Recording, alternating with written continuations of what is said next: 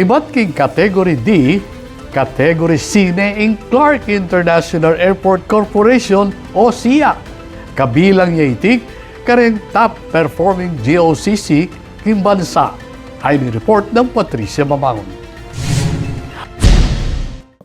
Maya pa balita, iba't king Category D, Category C ne in Clark International Airport Corporation o SIAC agpangking Governance Commission for GOCC o Government Owned and Controlled Corporation. Mga yung tuliran keti, mas matatag ing finances dareti, mas efficient ing operations at mas mabilog ing commitment da bang maging prime aviation hub ning bansa. Banwang 2024 pa mo pero ramdam na ing progreso. Ing SIAC, may grimit siyang record-breaking at 282 million pesos king Bureau of the Treasury. Mas matas king 202 million pesos amibye inyang 2023. Metong yakan ng patunay ti na manakita niyang ahensya kabang sasaup king gobyerno alang dagdaga tax alang utang. At yan, makapalubya naman ng SIAC king listahan ng top performing GOCCs king mabilog a bansa king 2024